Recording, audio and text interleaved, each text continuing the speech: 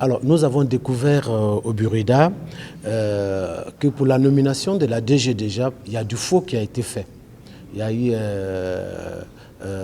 pour l'appel à la candidature, selon nos textes, c'est le ministère de la Culture qui doit prendre un arrêté pour fixer les modalités de la sélection du DG. Alors, cet arrêté, il est là. C'est l'arrêté 004 du 05 2016.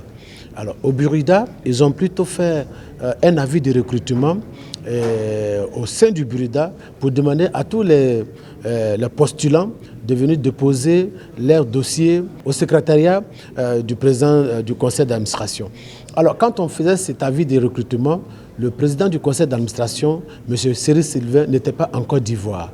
Alors, pour que cet avis soit crédible devant les postulants, ils ont dû scanner sa signature pour le mettre sur le site du Burida pour permettre aux gens de venir postuler. Au sein du Burida, ils ont plutôt fait une commission de recrutement du DG que présidait M. Orenchi. Alors, nous ne sommes pas d'accord pour cela parce que la loi dit de prendre un cabinet agréé. Alors, nulle part dans nos textes, nulle part dans l'arrêté du ministre, il est question de créer une commission pour faire l'appel à candidature. Même pour le petit personnel, c'est-à-dire le DAF du Burida, c'est un cabinet qui fait l'appel à candidature. Pour le directeur des ressources humaines, c'est un cabinet qui fait l'appel à candidature. Alors nous ne pouvons pas comprendre que pour le numéro 1, ce soit des administrateurs qui constituent une commission pour faire l'appel à candidature. Donc la base a été faussée. Alors ajoutez à cela les fautes lourdes de gestion. Vous êtes ivoirien comme moi, vous savez très bien que Mme Vira a organisé ici en Côte d'Ivoire ce qu'on appelle une soirée à l'hôtel du Golfe qu'on appelle Solid Artist. Et pour cela, environ plus de 150 millions ont été décaissés pour organiser cette soirée. Et à l'entrée, ils ont récolté que 7 millions.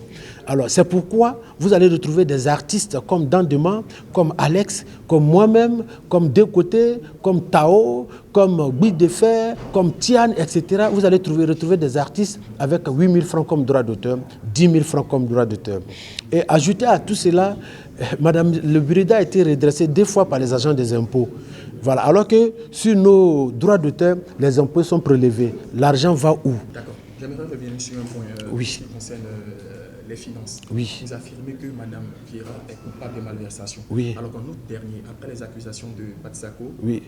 Il y a eu une réunion au niveau du ministère au cours de laquelle le ministre et Mme Vira ont produit des documents à la presse prouvant qu'il n'y avait pas de malversation. Pourquoi donc cet acharnement? Pourquoi revenir sur ce point? Avez-vous les preuves de ce que vous avancez? Quels documents ont-ils montré à la face de la nation que Mme Vira n'avait pas fait de malversation?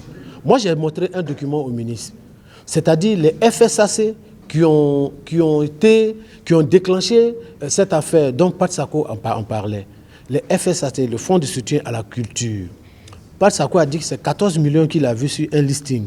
Mais ce que vous devez savoir, c'est qu'en notre Assemblée générale, Mme Vira, de 2016, Mme Vira nous a dit qu'elle donnait 18 millions chaque 3 mois à M. le ministre. C'est elle qui nous l'a dit. On n'en savait rien même.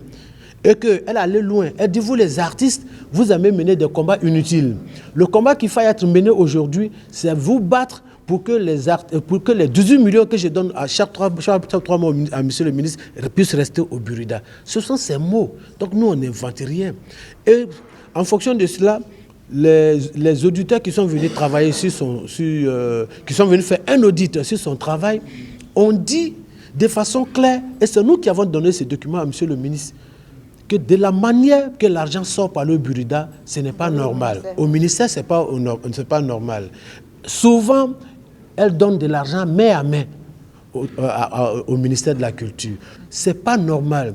Ça ne respecte aucune norme de bonne gouvernance. D'accord. Et vous avez fait aussi signer une pétition pour réclamer le départ de Mme Vira. On apprend. Ben oui. Vous êtes attaché les services d'un avocat. Quelle est la prochaine étape de votre lutte? On veut faire les choses de façon légale. On a d'abord saisi le conseil d'administration avec une lettre. On a envoyé aussi un courrier d'information à M. le ministre. On a envoyé un courrier à la haute autorité pour la bonne gouvernance avec toutes les preuves que nous avons. On a aussi envoyé un courrier à l'inspection générale d'État avec toutes les preuves. C'est pourquoi vous avez constaté que malgré tout ce que nous dénonçons sur les réseaux sociaux, nous n'avons jamais présenté les preuves sur les réseaux sociaux parce qu'on fait un travail sérieux. On a déjà déposé dans la main des autorités compétentes de ce pays. Voilà. Qu'attendez-vous de l'Assemblée générale extraordinaire du 28 septembre prochain? Ce que nous attendons de l'Assemblée générale du 28, que les artistes d'abord parlent de la même voix. Voilà, parce qu'aujourd'hui, il y a beaucoup de mangances au sein de la grande famille des artistes. Ils sont en train de créer des petits groupes, ils sont en train de donner l'argent des artistes aux artistes pour pouvoir les corrompre, pour nous diviser sur le terrain. Ça ne passera pas. Pour une fois, les artistes de Côte d'Ivoire vont parler de la même voix pour dire que voilà, il y a la loi qui est là aujourd'hui, il faut l'appliquer, l'article 37. Et nous n'allons pas reculer devant cela. C'est ça. Voilà. Donc nous partons à l'Assemblée générale pour parler de la même voix et pour prendre la décision qui sera bien pour nous.